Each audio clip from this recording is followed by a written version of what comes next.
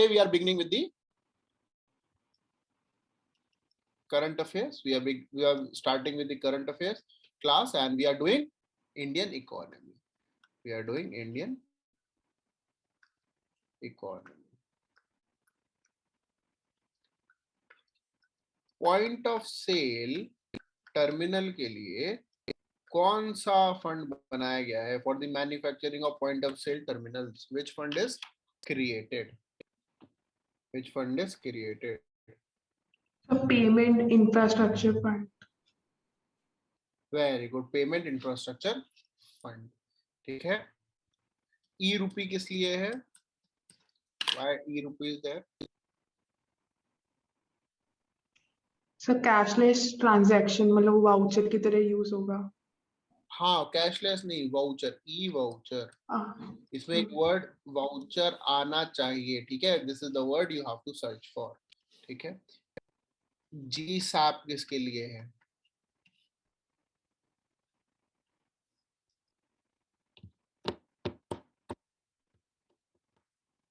Open market operations. Market sir operation government securities के लिए. Government security acquisition programme. G SAP. Priority sector lending में क्या क्या नए एडिशंस हुए हैं? 3 हुए हैं. 3 हुए हैं प्रायोरिटी सेक्टर. बता दीजिए. देखो, आपने भी कल पढ़ा था, हमने भी कल पढ़ा था. आप लोगों ने रिवाइज भी किया होगा, हमने तो रिवाइज नहीं किया. हमें तो रिवाइज नहीं करना होता उसके बाद. हाँ, तो पढ़ाने के बाद काम खत्म. अब देखते हैं किसको कितना याद है. Startups, CBG and very good. loans to farmers for installation of solar panels.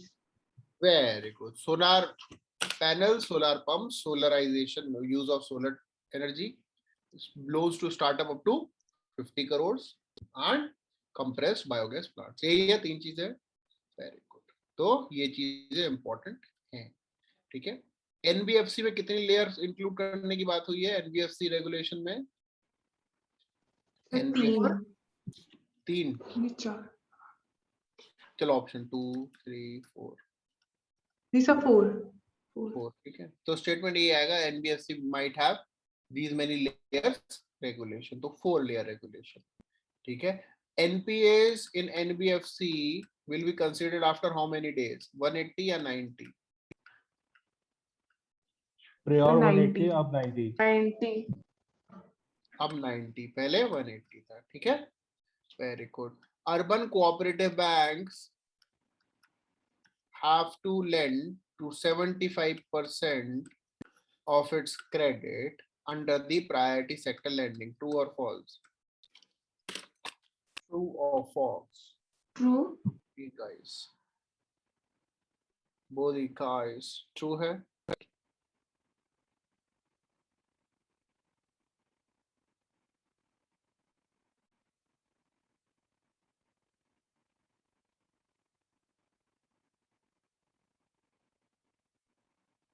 True है? false.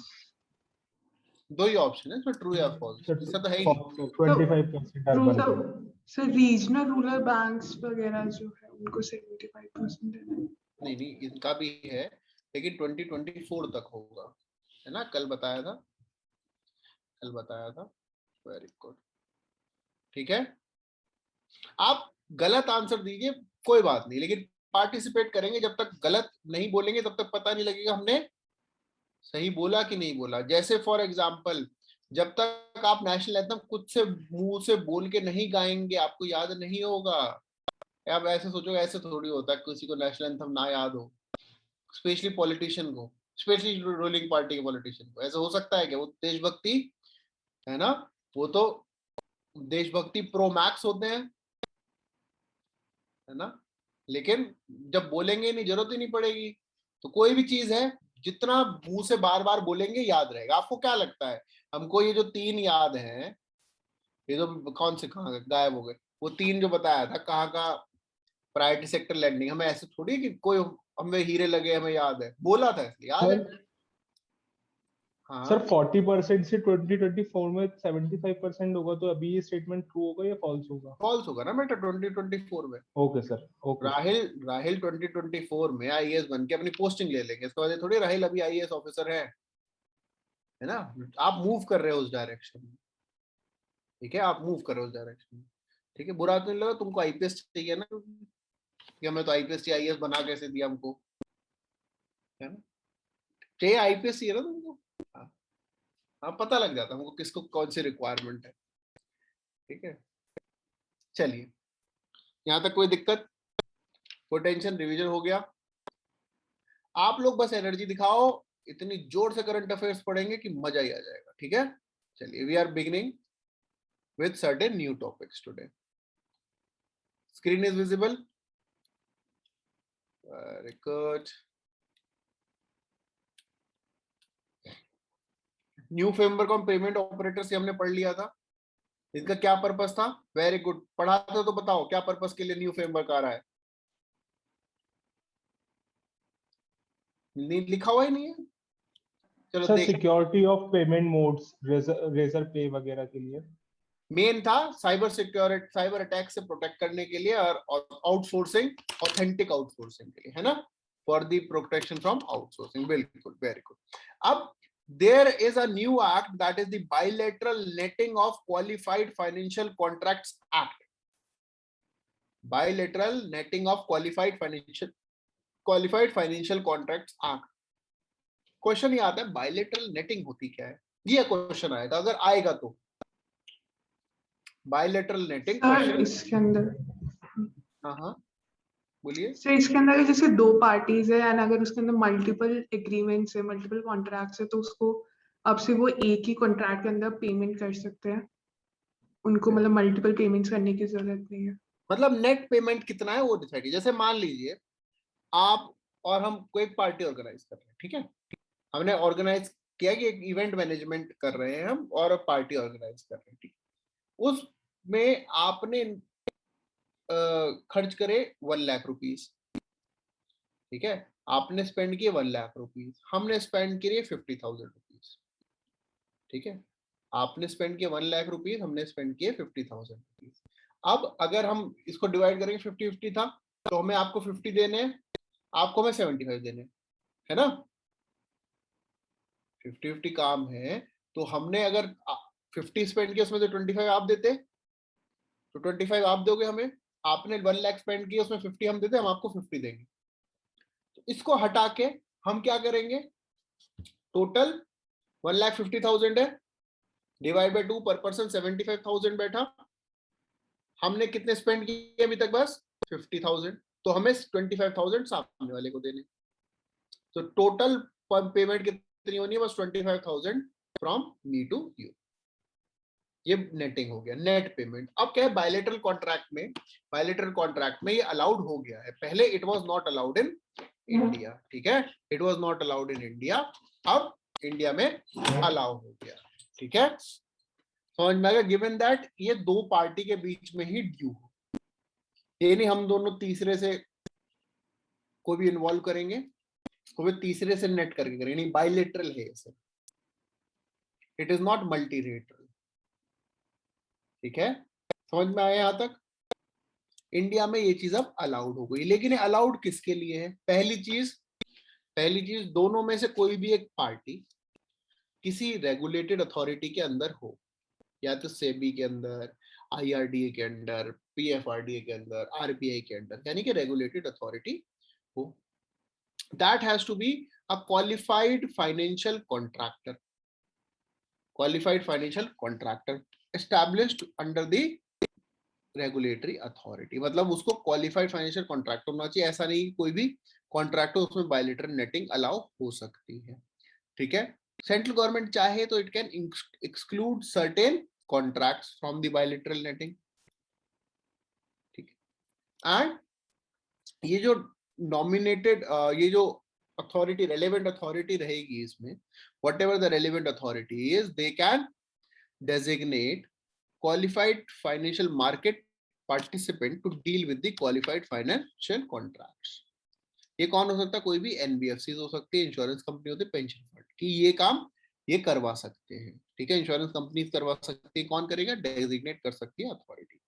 इतना ज्यादा डिटेल में नहीं पूछा जाएगा, पूछा क्या जाएगा, व्हाट इज बायलैटरल नेटिंग, ठीक है। बायलैटरल नेटिंग आप लोग समझ गए हैं,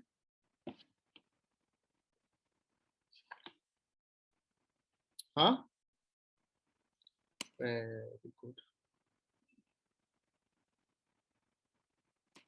इंडियन फाइनेंशियल कॉन्ट्रैक्ट को समझिएगा, पहले बायलैटरल नेटिंग अलाउड नहीं थी, मल्टीलेटरल नेटिंग अलाउड, ठीक है। Under Indian financial contract bilateral netting was not allowed, but multilateral netting was allowed, ठीक है। तो स्टेटमेंट आ सकता है that in India only bilateral netting is allowed,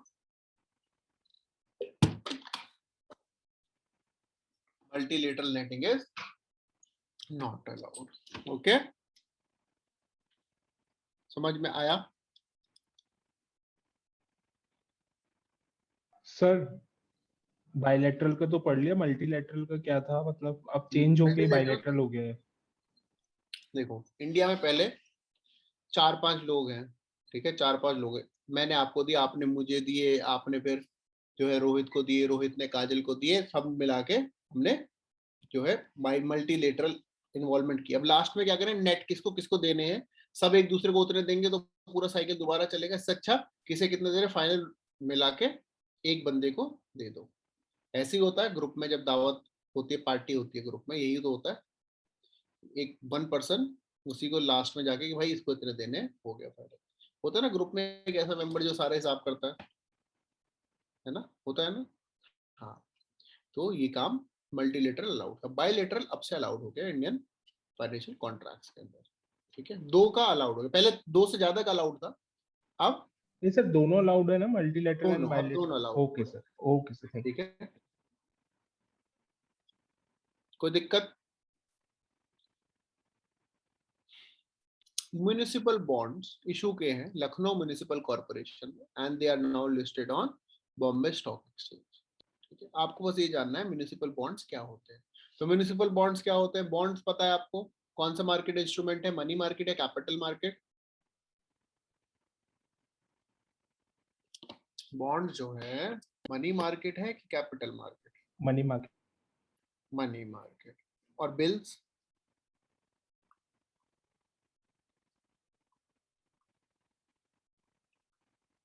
bills money market होता है, कैपिटल मार्केट? वेरी गुड, सब मनी मार्केट बता रहे हैं। अच्छा, मनी मार्केट और कैपिटल मार्केट होता क्या है? मनी मार्केट और कैपिटल मार्केट होता क्या, सब आंसर दे रहे हैं, इसका मतलब आप लोगों को पता है, बताइए।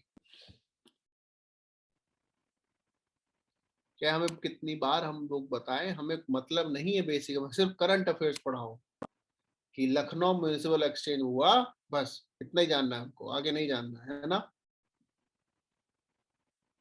कि करंट अफेयर्स में तो बस पहला कंटेक्स्ट पढ़ाते हैं, क्यों न्यूज में आया, पता नहीं आप एक्स्ट्रा क्यों पढ़ाते हो। बताओ मनी मार्केट कैपिटल मार्केट क्या है, बोलो sir money guys. Market, sir money market short term के लिए यूज किया जाता है और कैपिटल मार्केट लॉन्ग टर्म के लिए। तो डिपेंड करता है क्या जो बॉन्ड इशू हो रहा है वो शॉर्ट टर्म के लिए यूज हो रहा है या लॉन्ग टर्म के, तब वेरी डिसाइड गुड। करना है ना तो मनी मनी मार्केट और कैपिटल मार्केट में किस टाइम, कितने क्या टाइम पीरियड होता है? So 1 year or more than 3 year. 1 year और मोर देन 3 ईयर, डिपेंड करता है क्या है, लेकिन जनरली 1 ईयर से जो भी ज्यादा का होता है उसे बॉन्ड माना जाता है, ठीक है।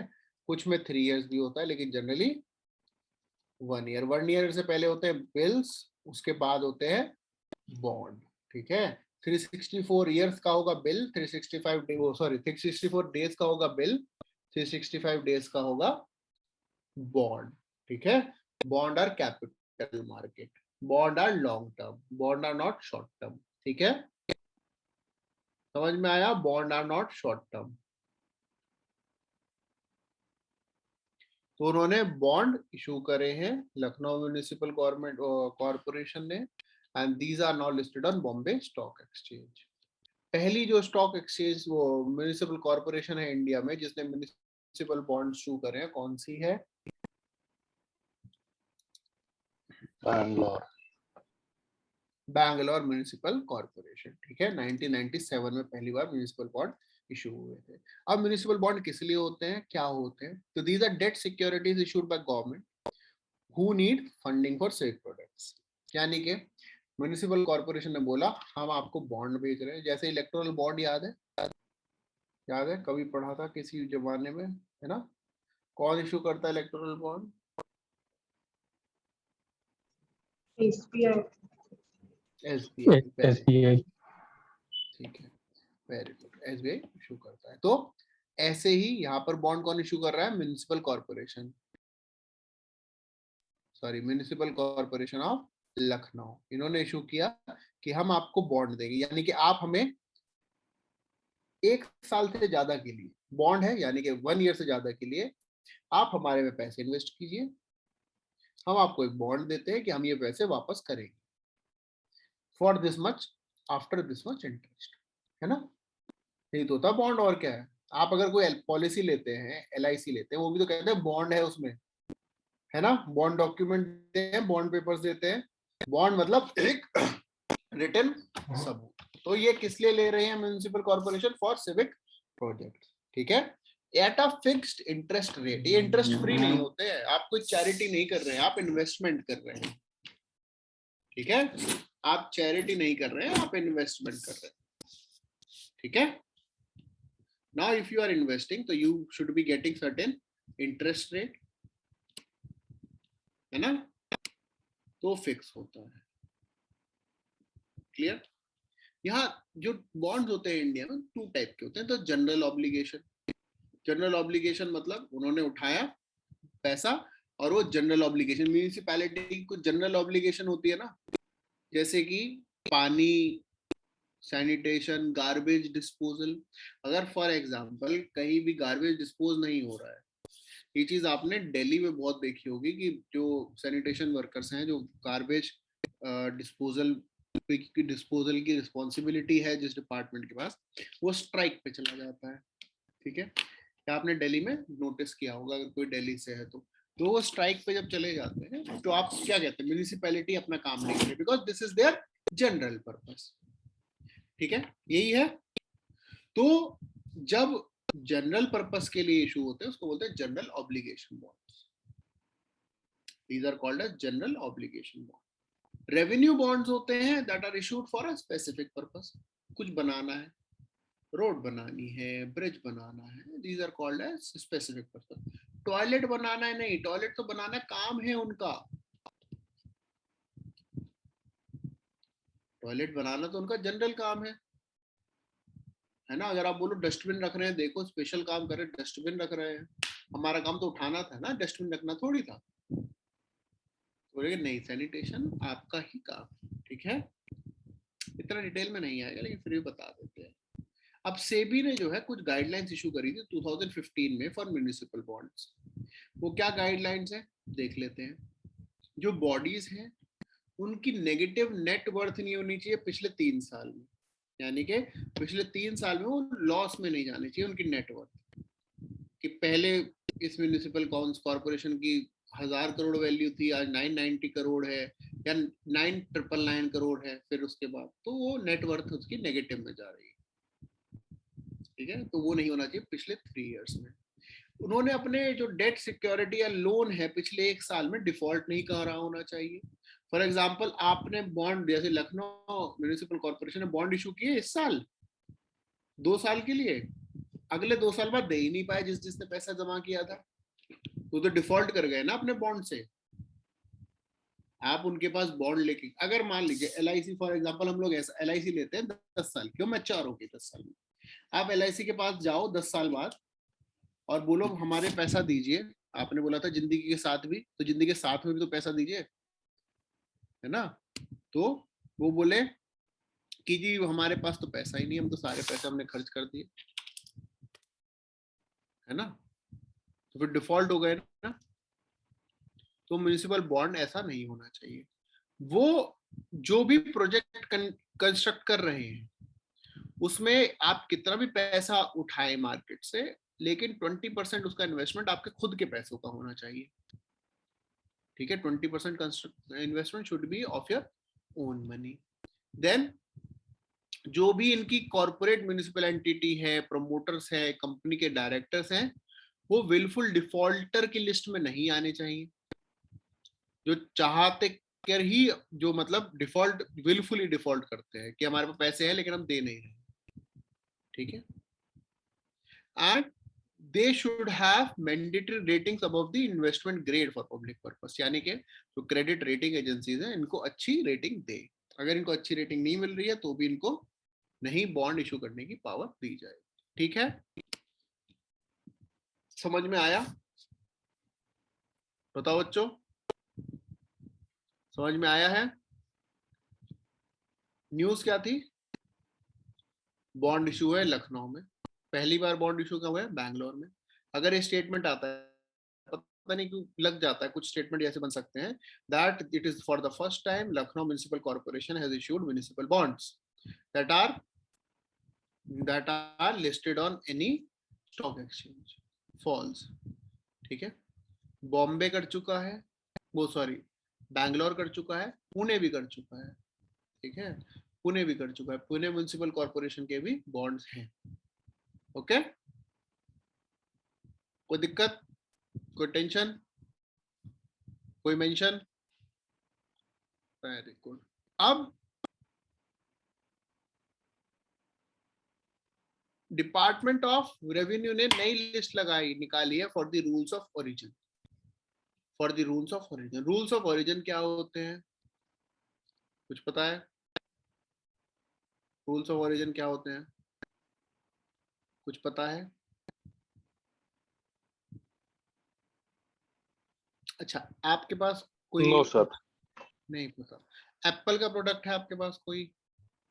देखा है कभी एप्पल का प्रोडक्ट किसी का? Very good. एप्पल कहाँ की कंपनी है? यूएसए की, सबको पता है? Very good. एप्पल के प्रोडक्ट में मेड इन कहाँ लिखा होता है? क्या लिखा होता है? मेड इन यूएसए लिखा होता है, कोई और कंट्री लिखी होती है? चाइना। चाइना। यानी कि आया कहाँ से है ये?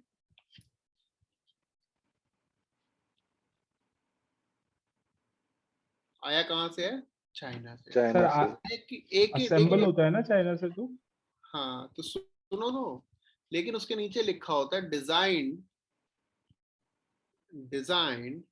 And innovated bye Apple California, लिखा होता है। तो उन्होंने आपको ओरिजिनली बताया, रूल्स ऑफ ओरिजिन बताए, कहां से आया है, किस लिए आया है। क्योंकि अगर यूएस से बोल के चाइना से आएगा तो हमारी जो ट्रेड एग्रीमेंट है यूएस से, वो ट्रेड एग्रीमेंट जरूरी नहीं है चाइना से हो। तो आपने चाइना से चीज भेजकर हमारे यूएस वाले ट्रेड एग्रीमेंट का अगर बेनिफिट उठाया तो दैट इज रॉन्ग ना, that is an unfair trade practice. तो इसीलिए रूल्स ऑफ ओरिजिन का सिस्टम लाए। तो ये किस लिए यूज होते हैं, चेक कर लीजिए अब इसको। रूल्स ऑफ ओरिजिन यही लिखा है, implement measures and instruments of commercial policy such as anti-dumping duties and safeguard measures। मान लीजिए हमें पता है कि चाइना इंडिया में अपने प्रोडक्ट्स डंप करता है, पता है आपको? चाइना इंडिया में अपने प्रोडक्ट्स डंप करता है। अब अगर प्रोडक्ट्स डंप कर, डंपिंग का मतलब क्या होता है? फेंक देता है हमें। हाँ, डंपिंग का मतलब क्या होता है? फेंक देता है।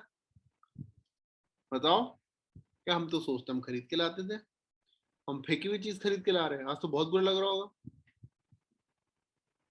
आज सब अपने टीवी, मोबाइल है, उनके लिए उन्होंने जो एक गुड्डा दिया था जिसके जिसके बीच में दिल लगा, उसे प्रेस करते हैं आवाज भी आती है, सब चाइना से फेंक देंगे सब आज।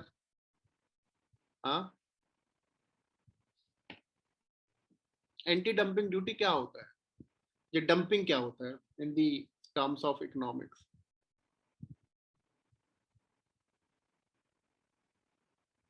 क्वेश्चन आ चुका है। और किसी भी चीज को हटा देना, मतलब टेक्नोलॉजी वहां खत्म हो जाती है। नहीं नहीं बेटा, वो वही तो नहीं, तभी तो पूछा। Selling products at a lower price very good, आगे कंप्लीट करो कंप्लीट करो कंप्लीट करो, बिल्कुल सही, बस एक सेंटेंस रह गया। in the international market नहीं, then they are being sold in their own country. मान लीजिए आपने कुछ प्रोडक्ट यहाँ बनाया, वाला सिस्टम, हाँ स्क्रैप वाला सिस्टम। स्क्रैप नहीं, मान लो कोई ऐसी चीज बताओ जो इंडिया के में एक्सपोर्ट करते हो और आपको बहुत पसंद है, जल्दी बताओ। एप्पल, है Kashmiri Apple. Kashmiri Apple, very good. हमने कश्मीरी एप्पल मान लीजिए इंडिया में हम सेल कर रहे हैं उसको 200 रुपीज केजी, ठीक है, और दुबई में उसको सेल कर रहे हैं 150 रुपीज, मतलब कन्वर्टेड करेंसी है 150 रुपीज केजी। तो इंडिया में ज्यादा बिकेंगे कि दुबई में? आप अपने प्रोडक्ट डंप कर रहे हैं और दुबई का एप्पल इससे महंगा है, वहां पे इतना सस्ता नहीं है, मान लो, ठीक है, जरूरी नहीं है कि वहां पे एप्पल हो, है ना, ठीक है, तो उसको डंपिंग कहते हैं। चाइना अपने प्रोडक्ट्स ऐसे ही डंप करता है। एप्पल जो यहाँ पे वो बना के आईफोन भेज रहा है ना, मेड इन चाइना वाला, चाइना में उससे थोड़ा सा महंगा है, ठीक है, चाइना में उससे थोड़ा सा महंगा है। तो एंटी डंपिंग ड्यूटी हम इसलिए लगाते हैं जिससे कि हमारे यहाँ कोई डंप ना करे, कि अच्छा आप सस्ता बेच रहे हो कोई बात नहीं, 50 रुपए की ड्यूटी लगाओ, हो गया 200 रुपए किलो से।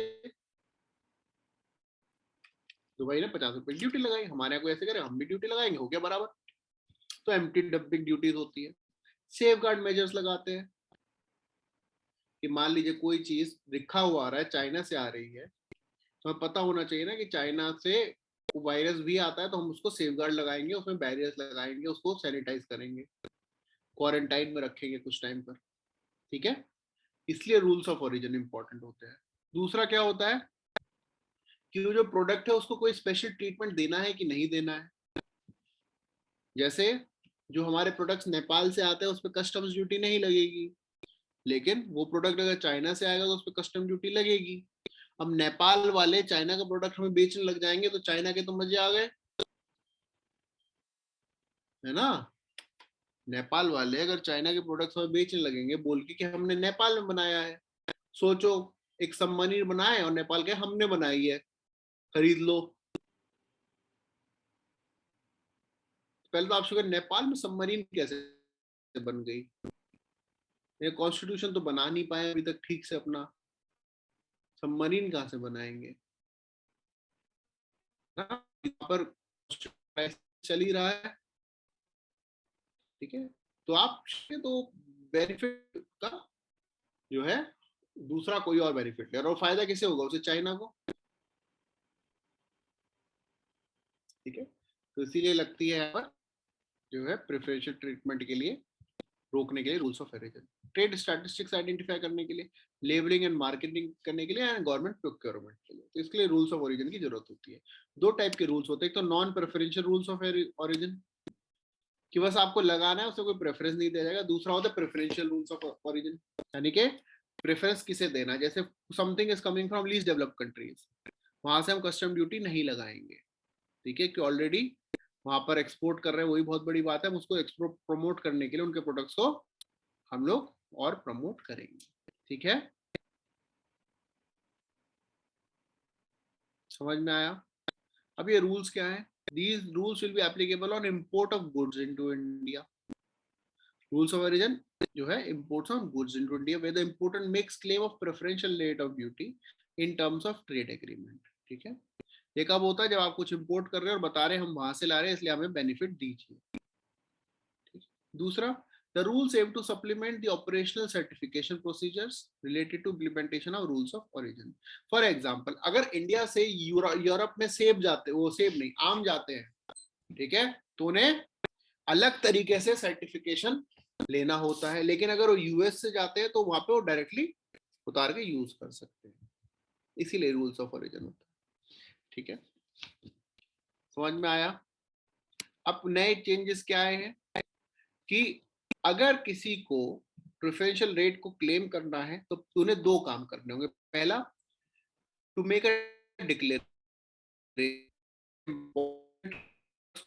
originating goods for preferential rate of duty, undertaking देनी होगी। दूसरा, एक सर्टिफिकेट ऑफ ओरिजिन देना पड़ेगा। ठीक है, जो अगर सर्टिफिकेट अथॉरिटी के थ्रू नहीं होगा तो जो ऑफिसर है वो उसको डिनाई कर सकते हैं सर्टिफिकेट को। इंपोर्टर को सारे रेलेवेंट इंफॉर्मेशन देनी पड़ेगी। An officer during this clearance request for the verification of certificate और reason from the verification authority. ठीक है, जहां से आए वहां से भी वेरीफाई कर सकते हैं। ये नए चेंजेस आए हैं रूल्स ऑफ ओरिजिन में। ठीक है बच्चों, समझ में आया? कोई दिक्कत? एंटी डंपिंग ड्यूटी समझ गए, है ना, है ना, है ना? सैनिटरी एंड फाइटोसैनिटरी बैरियर्स क्या होते हैं? सैनिटरी एंड फाइटोसैनिटरी बैरियर्स क्या होते हैं? आज चलो इंटरनेशनल ट्रेड ही रिवाइज कर लेते हैं ना, थोड़ा सा शुरू हो गया तो रिवाइज कर लेते हैं ना। आपको कोई काम ना, हमें कोई काम पढ़ने के अलावा, है ना? बताओ, sanitary and phytosanitary barriers.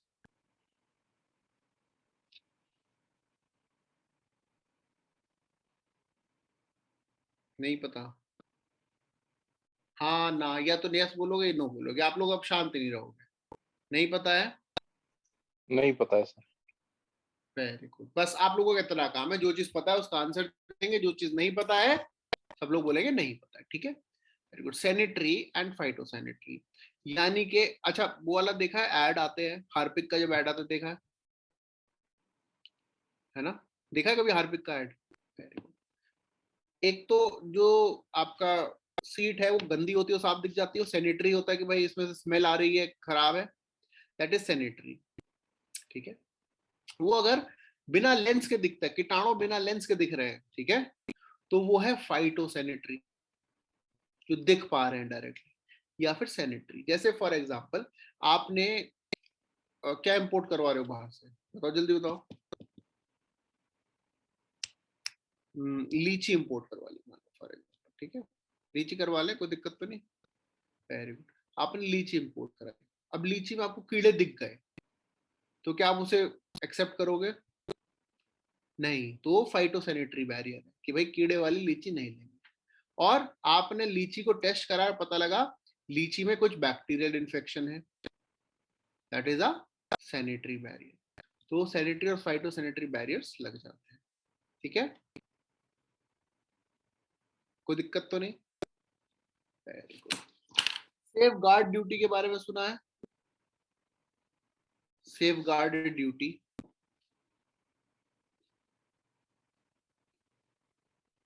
Safe guard duty नहीं सर सुना तो है, पता नहीं है अगर। सुना है मतलब पता नहीं, ठीक है, नहीं पता, कोई बात नहीं, बता देते हैं। अब मान लीजिए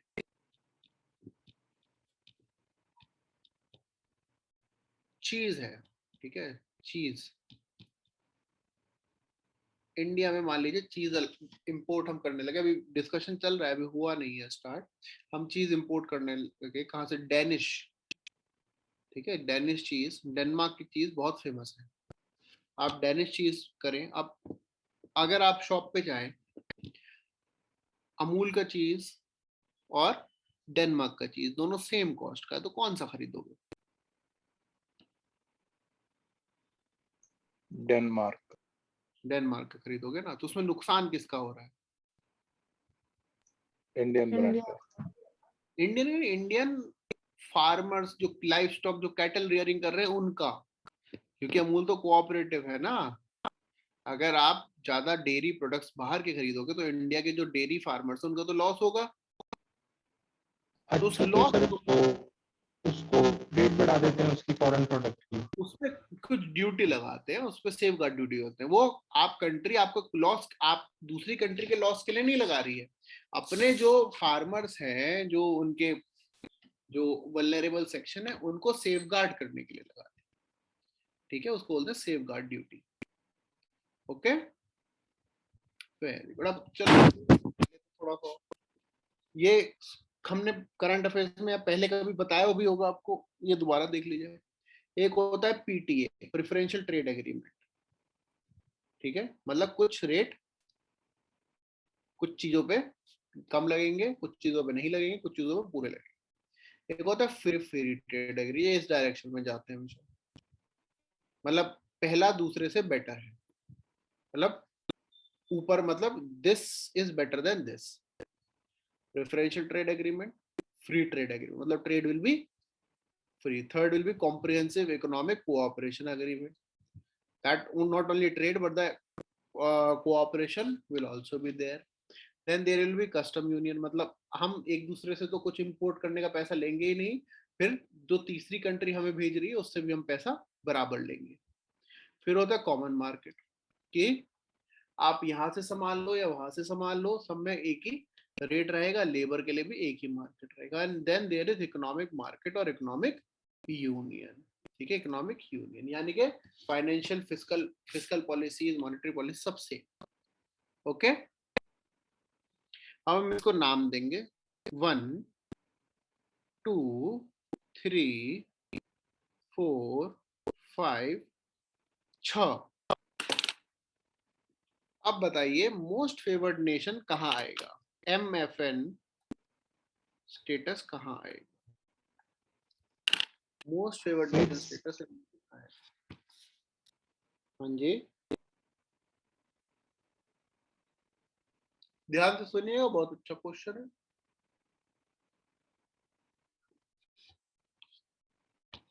मोस्ट फेवर्ड नेशन कहाँ आएगा, बोलो गाइस। सर जहाँ पे इंपोर्ट पे टैक्सेशन हो जाएगा और अपने कंट्री के प्रोडक्ट्स को प्रेफरेंस दी जाएगी।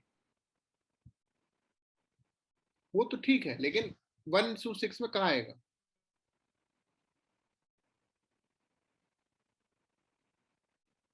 1 to 6 में 6 के ऊपर, 4 और 5 के बीच में, 1 के पहले कहाँ आएगा?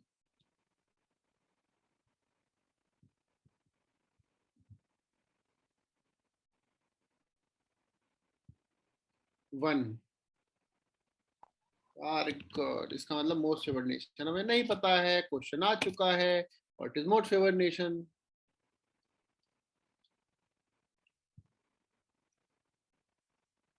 इसलिए हम बोल रहे कहीं से भी पढ़ो लेकिन अच्छे से पढ़ो।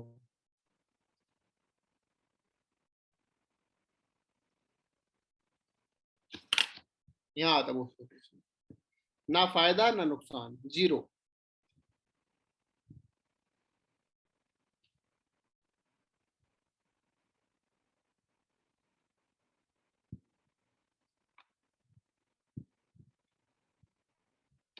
ठीक है, most favored nation does not mean any favor, it means zero, no benefit no loss, that is the meaning of most favored nation. Okay, समझ में आ गया? चले आगे। Very good. ऐसा फील हो रहा है हमें कुछ भी याद नहीं है ना? कोई बात नहीं बेटा, बहुत लास्ट में पढ़ते हो आप लोग ये WTO वगैरह, जब तक आपकी इकोनॉमिक्स पढ़ने की शक्तियां खत्म हो जाती है, इसलिए याद नहीं रहता है ना। अभी कहाँ तक पहुंचे रिवाइज करते करते? फिस्कल पॉलिसी तक या बैंकिंग तक, बैंकिंग सेक्टर तक? बैंकिंग, हाँ, अभी आगे चल के आएगा, कोई दिक्कत वाली बातचीत नहीं। चलिए, अब रिसेंटली पार्लियामेंट ने कोड पास किया, that is called as code on industrial relations. Question ये आएगा मजेदार क्वेश्चन है, दीवाने होकर मार्क कर देना कि कौन से 3 एक्ट इसमें इंक्लूड हो गए हैं, which all 3 acts have been subsumed, which all 3 acts have been subsumed in this। ठीक है, तो कौन से 3 सबज्यूम हुए हैं? 1 2 and 3। 1 is Trade Unions Act 1926, Industrial Employment Standing Orders Act 1946, Industrial Disputes Act 1947। इन तीनों को मिला के एक बना दिया है, that is code on industrial relations. इन तीनों को मिला के क्या बनाया है? Code on industrial relations. Okay, ठीक है। कौन कौन से act? Trade unions act, industrial employment act, industrial dispute act. Dispute, employment, union, तीनों चीजें। ठीक है, नए इनमें प्रोविजन क्या है? इन्होंने क्लियरली ना worker, the term worker has been defined in this Industrial Relations Act। Worker कौन है? कोई भी ऐसा person, any person who is either working on the basis of hire or reward, यानी कि either that person is working on the basis of some payment or some reward, that person will be considered as a worker. ठीक है, ये उन लोगों को नहीं include करते हैं वर्कर में, those who are employed in the managerial or administrative positions. ठीक है, those who are employed in the managerial and administrative positions, or those who are in the supervisory capacity with wages more than 18,000. आपके wages अगर 18,000 से ज्यादा है तो आप worker नहीं हो. ठीक है, as per the Industrial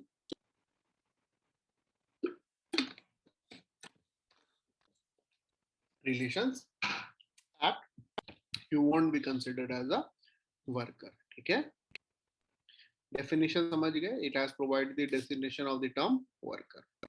First thing is clear to us. Very good. It has provided that any industrial establishment with more than 300 workers, ठीक है, more than 300 workers shall focus upon classification of workers. मतलब where there are having 300 workers, सारे एक same तो worker नहीं हो सकते, कोई सीनियर जूनियर कुछ तो होगा, परमानेंट नॉन परमानेंट होंगे, contractual apprenticeship होंगे. They have to provide the classification of workers. First thing. Second thing, they have to provide the manner of informing workers about work hours, holidays, pay days and wage rates. उनके पास एक manner होना चाहिए कि भाई कल कितने बजे आना है, कल छुट्टी है कि नहीं है ना. एक manner. They should be having matters related to termination of employment. किसको नौकरी से कैसे निकालना, क्या ये नहीं है कि दिल से मत आना, जैसे इनफॉर्मल में होता है ना, वहां पे ऐसा नहीं है, एक तरीका होगा. And there will be a grievance redressal mechanism. ठीक है, ग्रीवियंस रिड्रेसल मैकेनिज्म. जैसे हर कंपनी में ना एक आईआर डिपार्टमेंट होता है, इंटरनल इंडस्ट्रियल रिलेशंस डिपार्टमेंट, वो सारे लीगैलिटीज से डील करता है. ठीक है, तो उसमें क्या करना होगा, classification, manner of informing workers about work hours, holidays and pay days, termination of employment and grievance redressal mechanism. Okay, very good. कोई दिक्कत यहां तक, कोई दिक्कत? नाउ जो भी organisation that have at least 300 workers, that have at least 300 workers, that has to seek the permission of the government before having any closure. आपकी अगर कंपनी 300 से ज्यादा लोगों को एम्प्लॉय करते हैं, ऐसे नहीं बोले कल से हम कंपनी बंद कर रहे हैं, हम संन्यास ले रहे हैं, ऐसा नहीं कर सकते आप. ठीक है, you have to seek permission from the government. If you want to lay off people और retrenchment करनी हो तो आपको गवर्नमेंट की परमिशन लेनी होगी. ठीक है, central government has the power कि जो थ्रेशोल्ड है ना 300 वर्कर 300 वर्कर्स वाला, whether they can increase that threshold or decrease that threshold, that power is with the central government. That power is with the central government. यहाँ तक समझ में आ रहा है? कोई दिक्कत तो नहीं है? हाँ, वेरी गुड. तो 300 इज द लिमिट. क्या क्या काम करना है? वर्कर की डेफिनेशन, यानी कि not everyone is considered any. ये क्वेश्चन आ सकता है, anyone working in an organization as an employee will be considered as worker as per the code on industrial relations. True or false?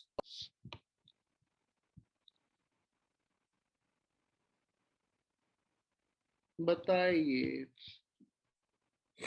false. False. Very good. कैसे पता आप लोगों को इतना सब कुछ? हाँ, क्या हमने कोड ऑफ इंडस्ट्रियल रिलेशंस पढ़ा है, हमें इसलिए सब कुछ पता है ना. Very good. आगे चलते हैं. अब किसी भी ऑर्गेनाइजेशन में अगर एक से ज्यादा ट्रेड यूनियन है तो दोनों में से किसकी सुनोगे? अब किसी ऑर्गेनाइजेशन में एक से ज्यादा ट्रेड यूनियन है, किसकी सुनोगे? तो उन्होंने बोला जिसके पास 51% से ज्यादा वर्कर होंगे उसकी सुनेंगे. ठीक है, लेकिन अगर कहीं पे कोई ट्रेड यूनियन है ही नहीं तो किसकी सुनोगे? कह रहे जहां पर भी 20% वर्कर्स अपने आप को एक साथ कर लेंगे हम उसकी बात सुनेंगे, ठीक है? जहां एक से ज्यादा है वहां 51 वर्कर्स, जहां है ही नहीं वहां 20% workers. Okay, then there will be a tribunal established for the adjudication of disputes. मान ली कोई डिस्प्यूट है, ठीक है, for that there will be a industrial tribunal. ये एक जुडिशियल मेंबर भी होगा इसमें और एक एडमिनिस्ट्रेटिव मेंबर भी होगा, ठीक है? अभी जो कोड है, कोड ने दो तरीके से डिस्प्यूट को आइडेंटिफाई किया है। पहला, any dispute in relation to discharge और डिसमिसल ऑफ रिट्रेचमेंट और otherwise termination of the services of an individual worker to be an industrial dispute, ठीक है? इसको इंडस्ट्रियल डिस्प्यूट के लिए माना है। दूसरा, डिस्प्यूट जो है अगर टर्मिनेशन से रिलेटेड है for an individual worker, that worker may apply to the tribunal for adjudication of the dispute after 45 days of the conciliation, ठीक है? लोगों ने मतलब अगर कोशिश करी कि नहीं कुछ सोल्यूशन निकालते, अगर सोल्यूशन निकालने की कोशिश करी, नहीं पसंद आया तो 45 डेज में अपील कर सकते हैं। ये बस इतना ध्यान रखो कि एक डिस्प्यूट रिड्रेसल मतलब डिस्प्यूट ट्रिब्यूनल बनाया है, इंडस्ट्रियल डिस्प्यूट ट्रिब्यूनल। एक फंड बनाने की बात है, that is called as reskilling fund. There is a fund that is called as reskilling fund. ये किस लिए होगा? रीस्किलिंग फंड किस लिए होगा? वेरी गुड, जल्दी बताओ जल्दी बताओ जल्दी बताओ। रीस्किलिंग फंड किस लिए होगा? पढ़ मत लेना, बिना पढ़े बताओ किस लिए हो सकता है, किस लिए होगा रीस्किलिंग फंड?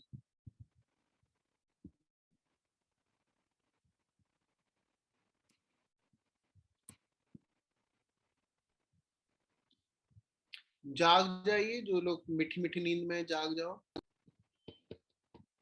मीठी मीठी नींद आ रही है। किससे अच्छा तो फैक्ट्री में काम कर लेते, यहाँ बैठ के पढ़ रहे हैं, इतने सारे पावर है फैक्ट्री के पास। ट्रेड यूनियन में हम भी लीडर बन जाते, यूनियन लीडर।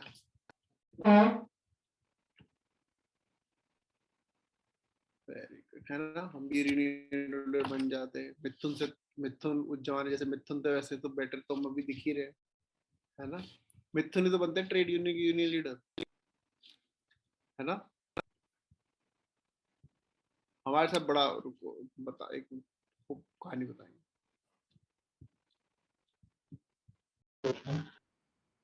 क्या क्वेश्चन लिखवा दे? कौन सा वाला?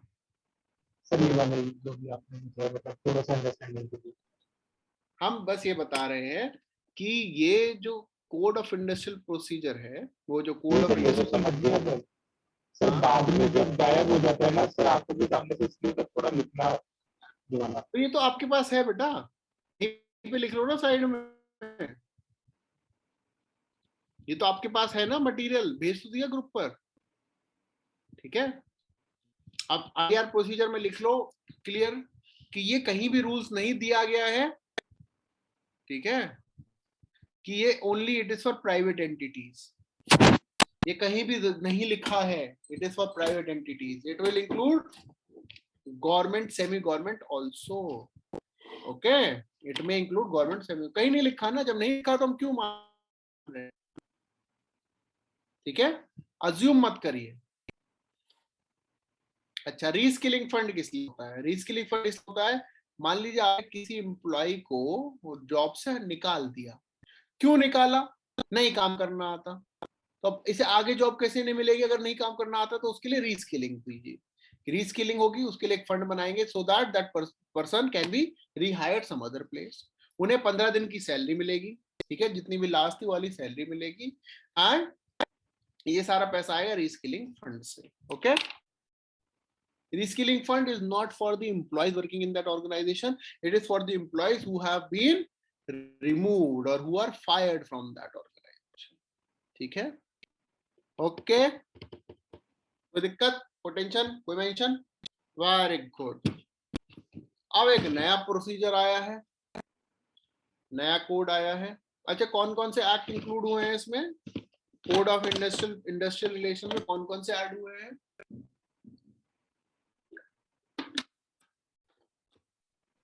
Trade union act, industrial employment and dispute, industrial dispute act. ठीक है, 3 हुए, ठीक है, 3 हुए, वेरी गुड। एक और नया कोड आया, इतने कोड निकाल दिए ना इस बीच में, तो वाले ने मजा ही आ गया है, ठीक है। कोड ऑन सोशल सिक्योरिटी, ठीक है। ये कोड सोशल सिक्योरिटी, ये कौन कौन से एक्ट इंक्लूड है? 9 लॉज को रिप्लेस किया है इसने। कोड ऑन सोशल सिक्योरिटी ने 9 लॉज को रिप्लेस किया है। These laws were related to employ provident fund act, maternity benefit act, unorganised workers social security act etcetera, ठीक है। ये एप्लीकेबल है किसी भी एक और एस्टैब्लिशमेंट के लिए, ना प्राइवेट ना पब्लिक, कहीं कोई मेंशन नहीं है। It is applicable for any establishment. Code of industrial relations किसके लिए एप्लीकेबल है?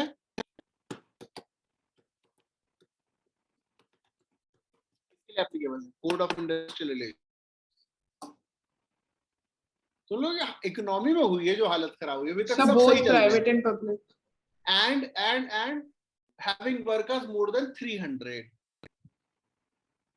ठीक है, having workers more than 300। आप सबकी इकोनॉमिक्स में हालत खराब हुई है ना, उससे पहले सब सही चल रहे थे, स्मूथ चल रहा था मामला। डर लगता है कि आप लोगों को इकोनॉमिक्स से? हाँ, एक और रूल था, इकोनॉमिक्स से डर मत, बिल्कुल मत डरो। सिंपल क्वेश्चंस आएंगे, ठीक है, सिंपल क्वेश्चंस आएंगे, क्योंकि नाम सुन के घबराते हैं। इकोनॉमिक्स तो साइंस टेक, अभी हाल है साइंस टेक में क्या हाल हो, तो ये टेंशन होती है ना। तो कोई दिक्कत नहीं है, हो जाएगा। इंडस्ट्रियल रिलेशन, अब सोशल सिक्योरिटी किसके लिए अवेलेबल है? For any establishment. कितने नंबर वर्कर्स? सेंट्रल गवर्नमेंट चाहे तो बता सकती है, नहीं चाहे तो कोई दिक्कत नहीं, ठीक है। इसके लिए एक फंड बनेगा, that will be called as social security fund. ये किसके लिए बनेगा? 3 टाइप के वर्कर्स के लिए बनेगा, ठीक है। Social security fund is not for permanent workers, this is for unorganised workers, gig workers and platform workers. Organized workers, gig workers and platform workers.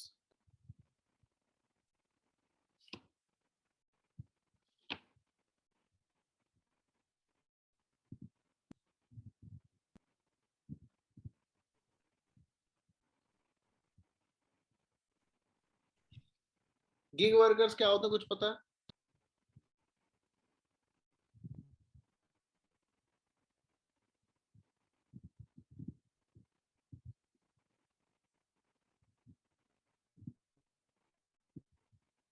हाँ, गिग वर्कर्स पता है क्या होते हैं? No sir. नहीं पता। Platform workers? नहीं। Very good, बस क्वेश्चन ही आएगा। गिग इकोनॉमी क्या होती है? Temporary job workers. देखिए सर लाइक जोमेटो पे जो वेरी गुड, गूगल पे मिल गया, डिलीवरी वाले की इमेज दिख गई, इस समय समझ में आ गया। लेकिन वो गिग में आया कि प्लेटफॉर्म में आया है? बताओ, प्लेटफॉर्म में? गिग में। गिग में आया, very gig good. Gig economy क्या होता है? गिग इकोनॉमी का वो पार्ट होती है, वो इकोनॉमी जिसकी खुद की कोई इन्वेस्टमेंट नहीं है, and it is working without any investment, and it is providing services or to a larger chunk of money. For example, Ola, Uber, ठीक है, they were part of gig economy। अब वो क्या करते हैं? उनकी खुद की कोई कैब नहीं है ना, वो खुद ट्रैवल कर रहे हैं, ठीक है। लेकिन आज के जमाने में ओला और उबर इंडिया में लगभग सब लोगों ने सुना है, मतलब अगर हम अर्बन एरियाज की बात करें, है ना। खुद की इन्वेस्टमेंट नहीं है, ना तो खुद की एक भी गाड़ी, ना ही खुद का काम। Very good. जोमैटो का ना तो खुद का खाने की दुकान, ना तो खुद का कोई रेस्टोरेंट, ना ही खुद का कोई consumer. these are the part of gig economy.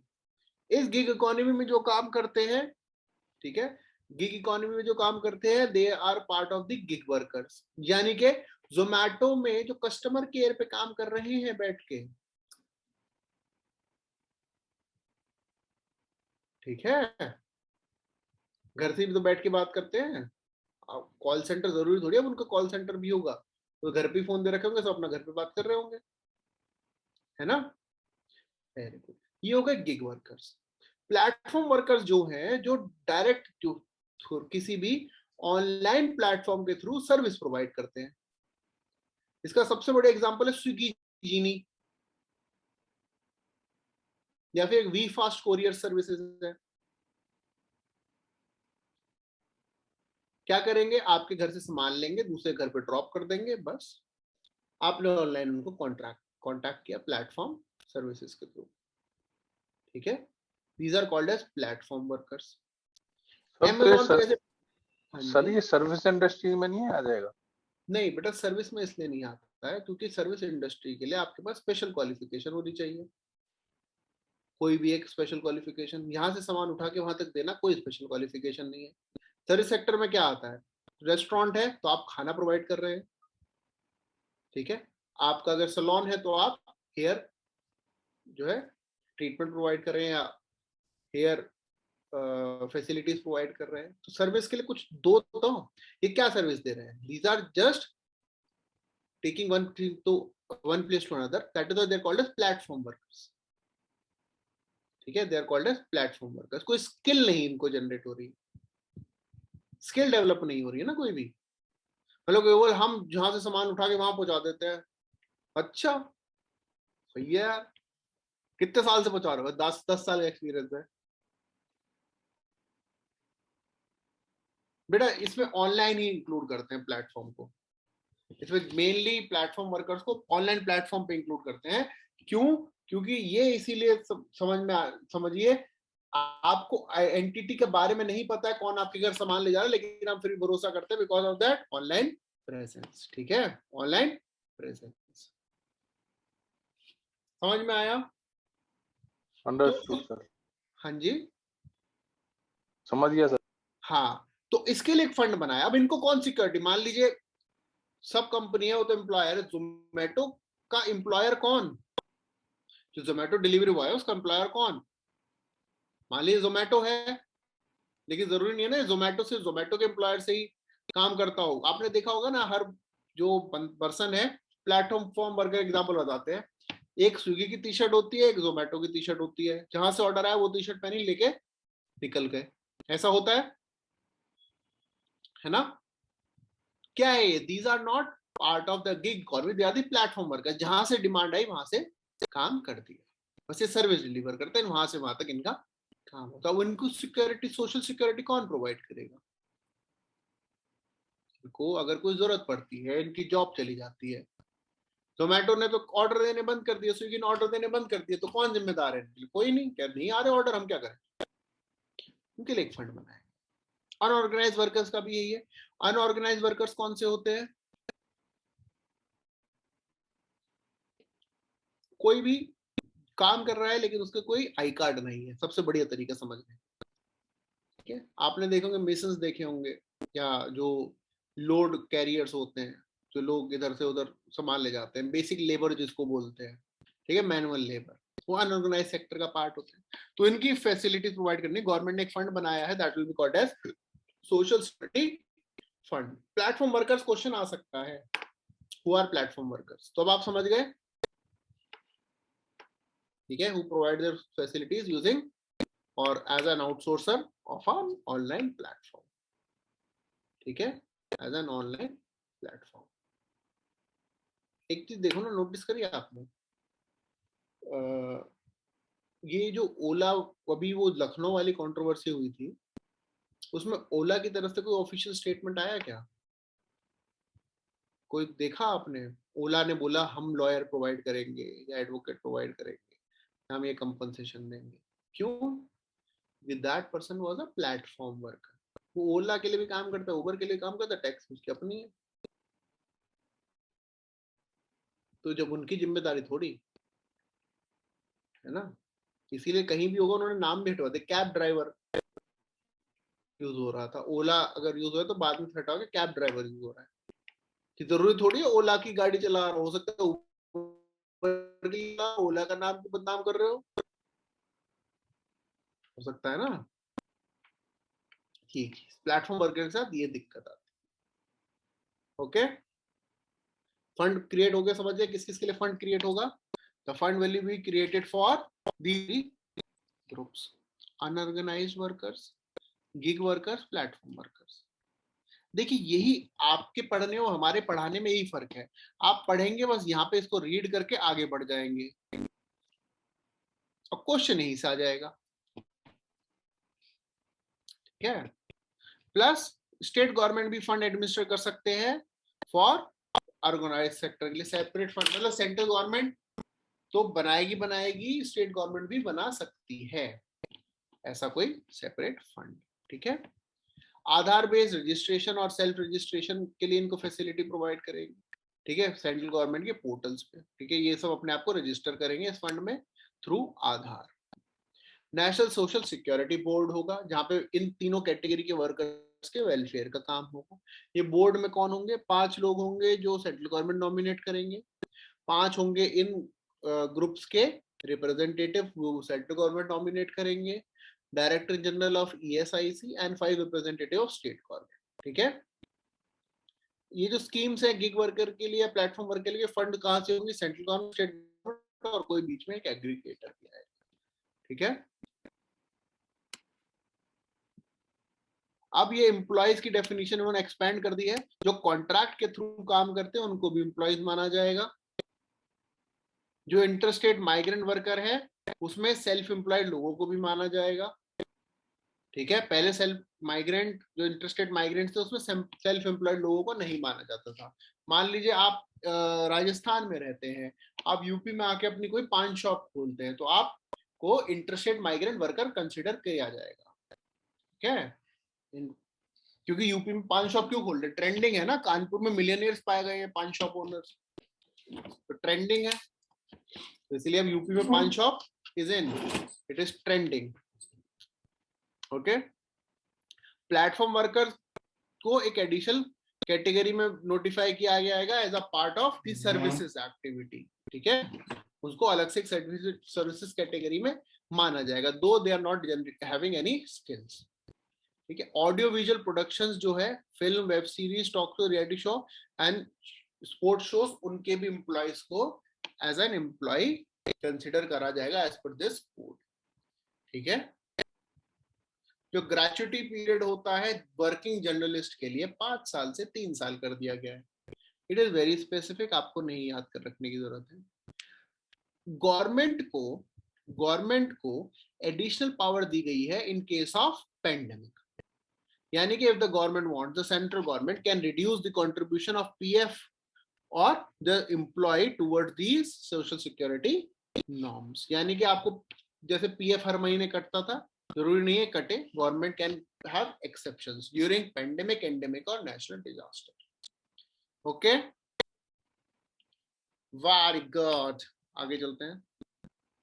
एक और आ गया कि ऑक्यूपेशनल पार्लियामेंट और पास किया, 13 जो एक्ट थे उनको सब्ज्यूम कर लिया है, factories act, mines act, contract labour act, इन सबको सब्ज्यूम कर लिया है और एक नया एक्ट या एक कोड बनाया है, code on the occupational safety, health and working conditions.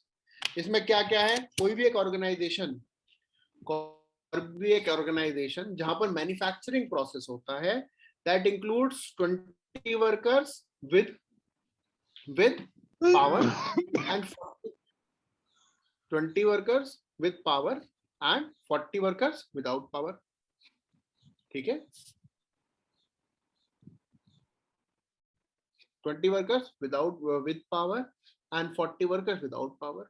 सारी हजार्डस इंडस्ट्रीज इसमें इंक्लूड होती है, ये सारी स्टैब्लिशमेंट में अप्लाई होगा, even those which are under the central government और स्टेट गवर्नमेंट, ठीक है, employing more than 50 people, and it prohibit contract labor in core activities, okay? Core activities को प्रोहिबिट करता है और नॉन कोर एक्टिविटीज में इंक्लूड करता है। नॉन कोर कौन सी होती है? सैनिटेशन, जैसे कोई भी कंपनी पे सैनिटेशन वर्कर्स तो होते ही हैं, सिक्योरिटी वर्कर्स भी होते हैं और कोई और वर्कर्स भी होते हैं, तो उनको भी लिस्ट किया है। ठीक है, कंडीशंस बताइए कि ये जो कोड है उसके हिसाब से हर एम्प्लॉयर फिक्स करेगा maximum daily working hours at 8 से ज्यादा घंटे आप काम नहीं कर सकते। इतने खुश मत होइएगा, लेबर के लिए है। ठीक है, लेबर की डेफिनेशन समझ चुके हैं, वर्कर की डेफिनेशन समझ चुके हैं। आप सिविल सर्वेंट बनने की, आपका कोई 8 घंटे का काम नहीं, आप सिविल सर्विसेज की तैयारी कर रहे हैं।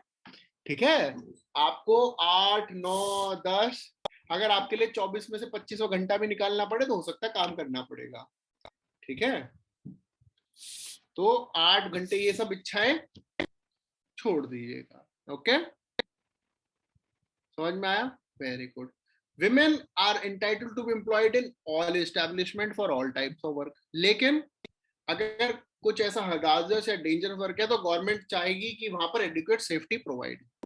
ठीक है, एडिक्वेट सेफ्टी प्रोवाइड, ये ऑक्यूपेशनल हैजार्ड के लिए कंडीशंस आएंगी। ये जो कोड है स्टेट गवर्नमेंट को पावर देता है कि कोई नई फैक्ट्री है वो इस कोड से एग्जेम्प्ट हो जाए। ये स्टेट गवर्नमेंट पावर देता है नई बनने कंडीशन छोड़ा करेंगे, बना के छोड़ो, हम भी कहीं और काम कर लेते हैं, यूट्यूबर बन जाते हैं, है ना। आप सोचो नई फैक्ट्री बना रहे हैं, वहां पे सारी कंडीशन, वो लोग छोड़ो, यूट्यूब बनाते हैं, वहां पे यूट्यूब पे सिखाएंगे कैसे बने अमीर, आते हैं ना, और फिर कहेंगे लाइक शेयर एंड सब्सक्राइब करें। यार तुम्हें इतना पैसा है तुम्हारे पास, तो लाइक शेयर सब पे करो, क्या करोगे? वो सबसे बड़ा स्कैम ये लगता है, कैसे कमाए पैसा। अरे आप कमा क्यों बता रहे हो चिल्ला चिल्ला के सबको अपना सीक्रेट? आते ना videos, how to become rich, better और qualities, difference of quality between rich person and poor person, आती है सब वीडियो देखे। अमीर व्यक्ति करते हैं 15 चीजें, अच्छी आदतें जो बना सकती हैं आपको अमीर, ये सब देखिए वीडियोस की नहीं देखी? हाँ, सच बताओ, उनको ये बोलो कि अगर तुम्हें इतना सब कुछ पता है तुम सबको क्यों बता रहे हो, चुपचाप अमीर होके बैठ जाओ ना, है ना। गलत नहीं सबको बताना अपना सीक्रेट चिल्ला चिल्ला के, वो तो वीडियो बना रहे हैं चिल्ला, एक्चुअली बोलते हैं give us a shout out. ये इतने बड़े स्कैम है, वो कोई सोचेगा फैक्ट्री खोलने से अच्छा यही कर लेते हैं, इसमें ना कुछ मेहनत और सामने वाला खुश होता है। सोच लो, और इन पे व्यूज मिलियंस में होते हैं, इनमें व्यूज मिलियंस में होते हैं। आप सोचिए, मतलब लोग कितने खाली जो सर्च करते हैं कैसे बने अमीर, मेहनत करके। सबसे पहली बात, फोन रखो साइड में और जो काम कर रहे हो वो करो, ऐसे बनोगे अमीर। गूगल पे सर्च करके कोई अमीर नहीं बन पाया आज तक। ठीक है, गूगल पे सर्च करके कोई अमीर नहीं बन पाया है।